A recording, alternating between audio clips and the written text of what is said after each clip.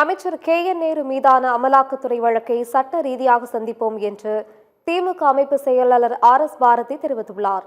அமைச்சர் KN நேருவின் நகராட்சி நிர்வாகம் மற்றும் குடிநீர் வழங்கல் துறையில் ஊழல் நடந்துள்ளதாக அமலாக்கத்துறை தமிழ்நாடு DGPக்கு அடுத்தடுத்து கடிதம் அனுப்பியது.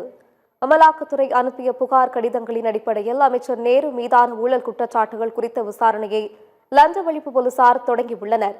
இந்த ஊழல் குற்றச்சாட்டு குறித்து எந்த முடிவும் எடுக்கவில்லை என கூறி அதிமுக தரப்பில் இன்பதுரை சென்னை உயர்நீதிமன்றத்தில் வழக்கு தொடர்ந்தார்.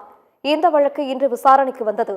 அப்போது பணி நியமன முறைகேடு வழக்கில் அமைச்சர் KN நேரு மீது வழக்கு பதிவு செய்து விசாரிக்க லஞ்ச ஒழிப்புத்துறைக்கு சென்னை உயர்நீதிமன்றம் உத்தரவிட்டுள்ளது. இந்நிலையில் அமைச்சர் KN நேரு மற்றும் திமுக அமைப்பு செயலாளர் RS பாரதி கூட்டாக செய்தியாளர்களுக்கு பேட்டியளித்தனர். அப்போது பேசிய RS பாரதி, எதிர்க்கட்சி தலைவர்களை துன்புறுத்துவதற்காக அமலாக்கத்துறையை மத்திய அரசு பயன்படுத்துகிறது என்றும் இந்த வழக்கை எதிர்கொள்ள திமுக சட்டத்துறை தயாராக உள்ளது என்றும் கூறினார்.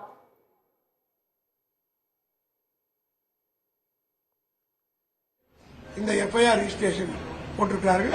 சட்ட ரீதியாக இதை சந்தித்து அதை தவிடுபடியாக்குவதற்கு திமுக சட்டத்துறை தயாராக இருக்கிறது என்பதை சரிபடுத்தி வச்சிருக்கிறார் என்ற பொறாமையில் வயிற்றெரிச்சலில் பாஜக அரசு டெல்லியில உட்கார்ந்து கொண்டிருப்பவர்கள் இங்க இருக்கிற எடப்பாடியுடைய பேச்சு கேட்டுக்கொண்டு செயல்படுகிறார்கள்.